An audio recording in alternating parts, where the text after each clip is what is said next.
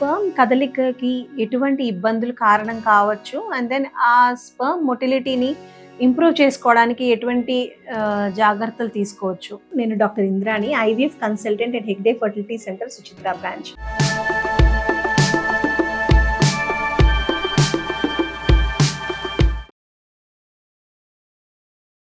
So యూజువల్గా ఏంటంటే ఈ ఇన్ఫర్టిలిటీ అంటే సంతానలేమి సమస్యకి గల కారణాల్లో ఆడవాళ్ళ నుంచి మగవాళ్ళ నుంచి కూడా కారణాలు ఉంటాయి. సో మగవాళ్ళ నుంచి కారణాలు ఈ మధ్య కాలంలో చాలా ఎక్కువగా చూస్తున్నాం. అంటే 40-50% మేల్ ఫ్యాక్టర్ నిండే ఉంటుంది. సో యూజువల్గా ఈ మేల్కి మనం టెస్ట్ చేసినప్పుడు నార్మల్గా మనం సెమెన్ అనాలిసిస్ చేస్తాం, అంటే ఈ వీర కణాల టెస్ట్ అనేది చేస్తాం. సో ఈ వీర కణాల టెస్ట్ చేసినప్పుడు అందులో కౌంట్ అదని ఎలాగుంది, మొటిలిటీ ఎట్లా ఉంది, అట్లానే మార్ఫాలజీ అంటే చూడడానికి ఆ షేప్ అదని బాగుందా లేదా చెక్ చేస్తాం. సో ఈ మూడిట్లో కూడా మొటిలిటీ అనేది చాలా ఇంపార్టెంట్ ఫ్యాక్టర్. సో ఇది ప్రెగ్నెన్సీకి ఎటువంటి ఇబ్బంది ఉందా లేదా అని చెప్పగలిగే ఫ్యాక్టర్ అనమాట ఈ మొటిలిటీ అనేది. సో ఈ మొటిలిటీ కదలిక అనేది 2 రకాలుగా ఉంటుంది. అంటే ప్రోగ్రెసివ్ మొటిలిటీ అంటాం, అంటే అదంతట అదే మామూలుగా యాక్టివ్గా కదులుకుంటూ స్ట్రెయిట్గా అట్లా వెళ్ళిపోవడము. And then non progressive motility అంటే కొంచెం అటు ఇటుగా కదులుకుంటూ పక్క నుంచి అట్లా వెళ్ళడం అనమాట. సో ఈ ప్రోగ్రెసివ్ మొటిలిటీ అనేది నార్మల్గా WHO క్రైటీరియా ప్రకారంగా 32% అనేది ఉండాలి.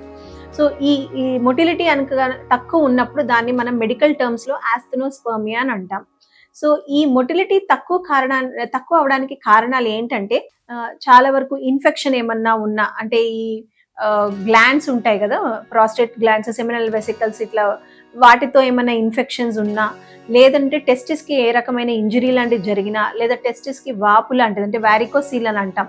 సో అలాంటిది ఏదన్నా ఉన్నా, లేదా ఏమైనా ఇంతకు ముందు అన్డిసెండెంట్ టెస్టిస్ అంటే పుట్టుకతోనే వాళ్ళకి ఈ బీజం ఏదైతే ఉంటుందో పైనే ఉండిపోవడం వలన ఒక్కొక్కసారి కౌంట్, మొటిలిటీ అట్లా కూడా తగ్గిపోవచ్చు. అలాగనే ఏమన్నా మెడికేషన్స్ యూజ్ చేయడం వల్ల, ఆ తర్వాత స్మోకింగ్ కానీ డ్రింకింగ్ హ్యాబిట్స్ వల్ల కూడా ఈ మొటిలిటీ అనేది తక్కువగా ఉండడం అనేది గమనించాం. దీంతో పాటు కొంతవరకు జీవన శైలి మార్పుల వల్ల కూడా, అంటే ఇప్పుడు ఓవర్ వెయిట్ ఉన్న వాళ్ళలో, అంటే BMI మోర్ దెన్ 27 అట్లా ఉన్నప్పుడు, ఒబేసిటీ, ఓవర్ వెయిట్ ఉన్న వాళ్ళల్లో కూడా, అలాగనే ఈ స్మోకింగ్, ఈవెన్ మోడరేట్ అమౌంట్లో స్మోకింగ్ కానీ ఆల్కహాల్ కన్జంప్షన్ ఉన్నా కూడా వాళ్ళల్లో కూడా ఈ మొటిలిటీ అనేది. అలాగే లైఫ్ స్టైల్లో అంటే ఎక్సర్సైజ్ అనేది, ఫిజికల్ యాక్టివిటీ ఎక్కువ లేకపోవడం వల్ల, స్ట్రెస్ ఎక్కువ ఉన్నప్పుడు కూడా ఈ మొటిలిటీ అనేది తగ్గడం జరుగుతుంది.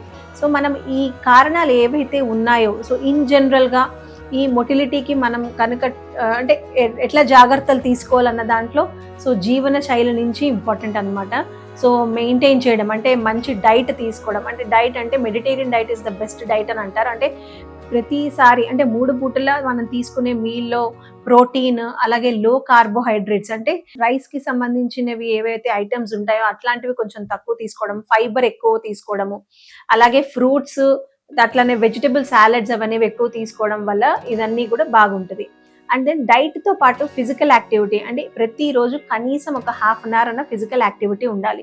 సో వీటన్నిటితోటి నార్మల్ హెల్తే కాకుండా ఈవెన్ మన లైఫ్ స్టైల్ ప్రకారంగా ఈ BMI అనేది, అంటే మన వెయిట్ అనేది నార్మల్గా మెయింటైన్ చేయడం వరకు చాలా ఇంపార్టెంట్. అలాగే ఏమన్నా ఇన్ఫెక్షన్స్ లాగా ఏమన్నా అనిపించినప్పుడు దాన్ని వెంటనే ట్రీట్ చేసుకోవాలి. కొంతమంది స్టిరాయిడ్స్ అనేవి తీసుకుంటారు.